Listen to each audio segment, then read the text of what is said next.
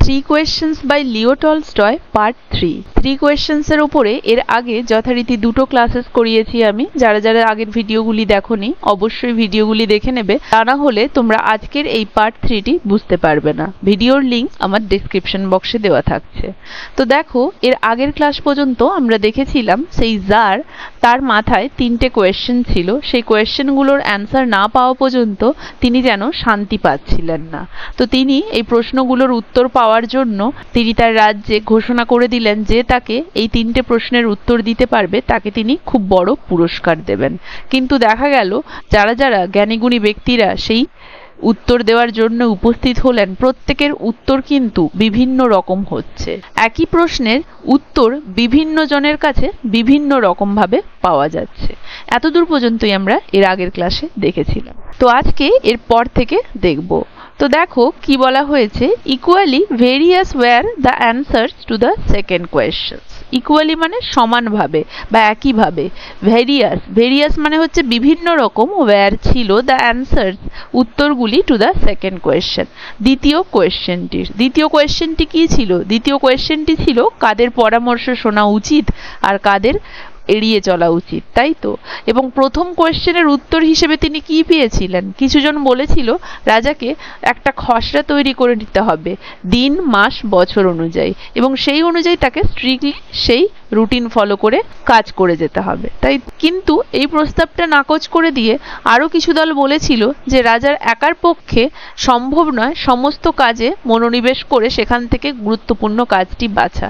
তাই রাজার উচিত কিছু সভাসদগণ নিয়োগ করা এই বিষয়ে, এবং তাদের কথা রাজার মেনে চলা উচিত। আরো কিছুজন বলেছিল যে সবসময় সমস্ত কাজ সভাসদগণের কাজ পর্যন্ত পৌঁছয় না, কিছু কিছু জরুরি কাজে তৎক্ষণাৎ সিদ্ধান্ত গ্রহণ করতে হয় কাজটা করা হবে কি না। সেই সমস্ত ক্ষেত্রে কাজের পরিণাম কি হবে সেটা ভেবে তো কাজটা গ্রহণ করতে হবে, কিন্তু কারো পক্ষে কাজের পরিণাম বলা সম্ভব নয়, কারণ ভবিষ্যতে জানা সম্ভব নয় সেই কাজটির পরিণামে কি ঘটতে চলেছে। অতএব ভবিষ্যৎ একমাত্র ম্যাজিশিয়ান বলতে পারে। তাই রাজার উচিত একজন ম্যাজিশিয়ানের কাছে এই নিয়ে পরামর্শ করা। এইভাবে প্রথম কোশ্চেনটির উত্তর বিভিন্নভাবে বিভিন্নজন বিভিন্ন রকম দিয়েছিল। তো এখানে তাই বলেছে একই রকম ভাবে দ্বিতীয় প্রশ্নের উত্তরও কিন্তু বিভিন্ন রকম হলো। সাম সেইড, কিছুজন বলল, the people the tsar most needed, যে মানুষজন যাদেরকে জারের খুবই প্রয়োজন, ওয়্যার ছিল হিজ কাউন্সিলার্স, তার উপদেষ্টারা মানে তার উপদেশদাতারা। আদার্স দ্য প্রিস্ট, অন্যেরা বলল কাদের কথা শুনে চলা উচিত? পুরোহিতদের। আদার্স, অন্যেরা আবার বলল দ্য ডক্টরস, মানে কিছুজন বলল প্রিস্ট, কিছুজন বলছে না ডক্টর, কিছুজন বলছে না তার councillor.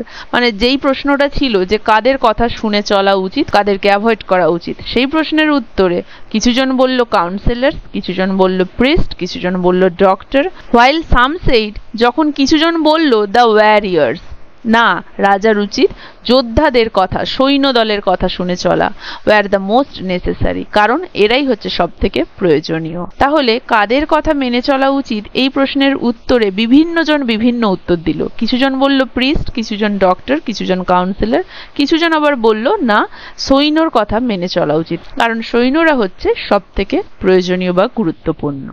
To the third question, তৃতীয় প্রশ্নে, as to what was the most important occupation, যেটা ছিল যে সব থেকে গুরুত্বপূর্ণ বা প্রয়োজনীয় কাজ কি? Some replied, কিছুজন উত্তর দিল, that the most important thing, যে সব থেকে গুরুত্বপূর্ণ জিনিস in the world, এই বিশ্বে, was science, হলো কি না বিজ্ঞান। বিজ্ঞান হলো এই বিশ্বে সব থেকে গুরুত্বপূর্ণ জিনিস। আদার্স সেইড, অন্যেরা বলল, ইট ওয়াজ স্কিল ইন ওয়ারফেয়ার, না সায়েন্স নয়, বরং যুদ্ধে পারদর্শী হওয়া, দক্ষ হওয়াটাই সব থেকে গুরুত্বপূর্ণ কাজ।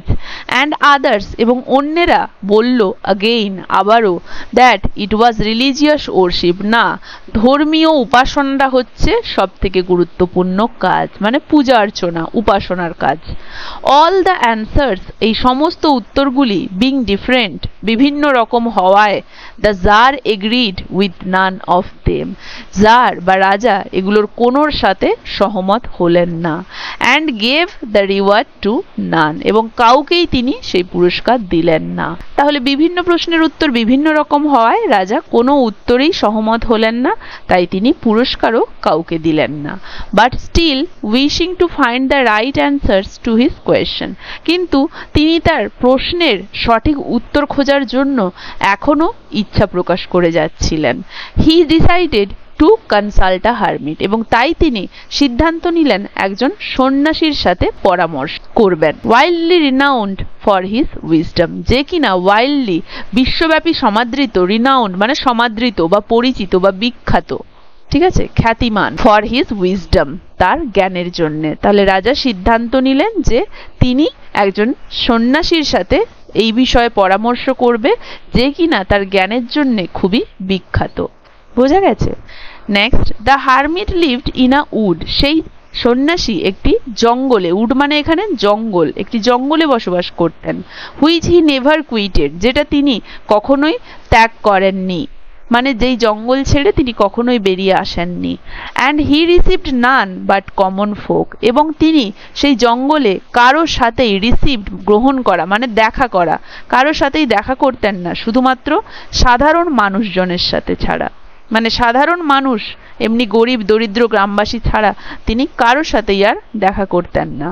So the tsar put on simple clothes, অতএব সেই জার মানে সেই রাজাকে সাধারণ মানুষের পোশাক পরিচ্ছদ পরতে হয়েছিল, কারণ সেই সন্ন্যাসী তো সাধারণ মানুষ ছাড়া অন্য কারোর সাথে দেখা করে। তাই রাজা যদি সাধারণ মানুষে না পরিণত হন, তিনার সাথেও সন্ন্যাসী দেখা করবেন না, তাই তিনি সিম্পল ক্লোথ সাধারণ পোশাক পরলেন। And before reaching the hermit cell, এবং সেই সন্ন্যাসীর কুটিরে পৌঁছানোর আগে ডিসমাউন্টেড ফ্রম হিজ হর্স, তার যে ঘোড়া, হর্স বলতে তিনি যেটাতে রাইড করে এসেছিলেন, চড়ে এসেছিলেন, ঘোড়া, ডিসমাউন্টেড, ডিসমাউন্টেড মানে নামা বা অবতীর্ণ হওয়া, ঘোড়া থেকে তিনি অবতীর্ণ হয়েছিলেন। অ্যান্ড লিভিং হিজ বডিগার্ড, এবং তার যে দেহরক্ষীরা রয়েছিল তাদেরকে তিনি লিভিং ত্যাগ বা পেছনে ছেড়ে এসেছিলেন, বিহাইন্ড পেছনে ছেড়ে এসেছিলেন। ঠিক আছে, তাহলে বলা হয়েছে যে রাজা সাধারণ পোশাক পরলেন, রাজার ওই পোশাক পরিচ্ছদ ছেড়ে, এবং সন্ন্যাসীর কুটিরে পৌঁছানোর আগে দেহরক্ষী এবং ঘোড়া দুটোকেই পেছনে ছেড়ে এসেছিলেন। ঘোড়া থেকে নেমে দেহরক্ষীকে, ঘোড়াকে পেছনে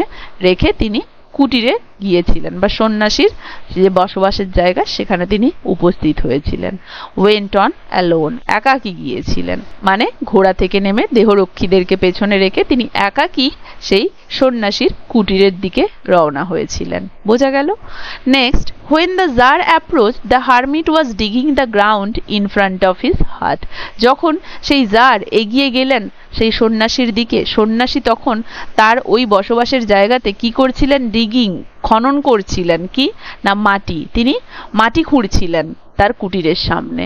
seeing the czar he greeted him, জারকে দেখে তিনি তাকে অভিবাদন জানালেন। গ্রিটেড মানে সে যে সেখানে পৌঁছেছে তাকে ওয়েলকাম করলেন।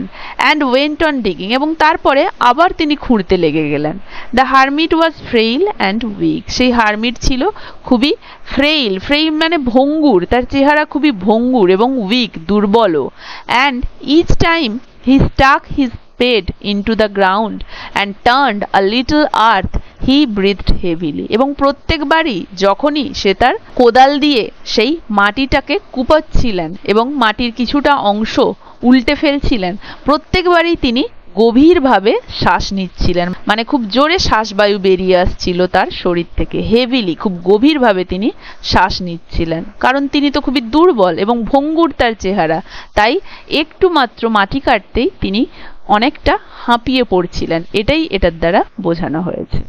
The tsar went up to him and said, সেই জার তার দিকে এগিয়ে গিয়েছিলেন এবং বলেছিলেন, I have come to you, আমি আপনার কাছে এসেছি, ওয়াইজ হারমিট, হে জ্ঞানী সন্ন্যাসী, টু আস্ক ইউ, আপনাকে জিজ্ঞেস করতে, টু অ্যান্সার 3 কোয়েশ্চেন, 3টে প্রশ্নের উত্তর।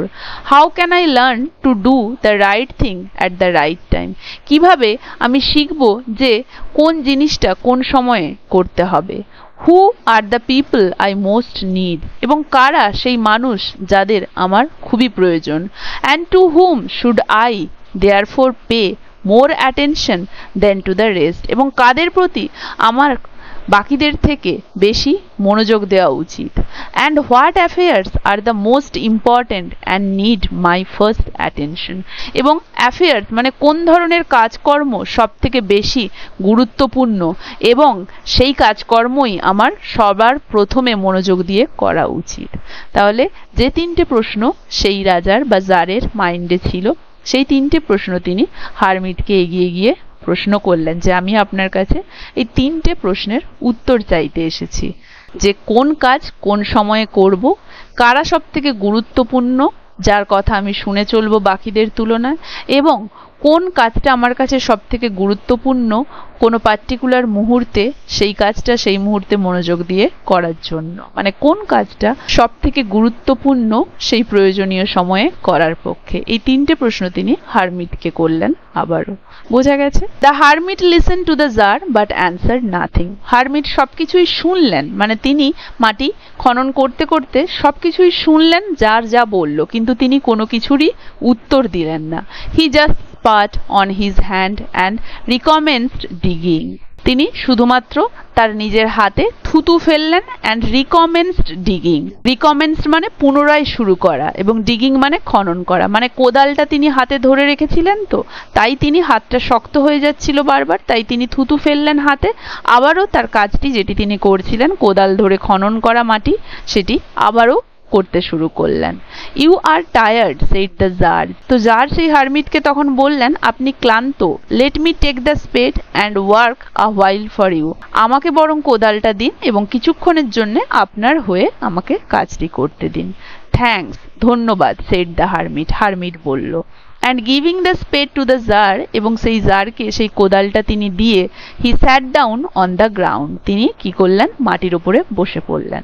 তাহলে জার তার কষ্ট দেখে তাকে বলল, কোদালটা আমাকে দিন, আমি কিছুক্ষণ আপনার হয়ে কাজ করে দিচ্ছি। এবং হারমিট তাতে খুশি হয়ে তাকে ধন্যবাদ জানিয়ে কোদালটা তার হাতে দিয়ে তিনি পাশেই মাটির ওপরে বসে পড়লেন। বোঝা গেছে?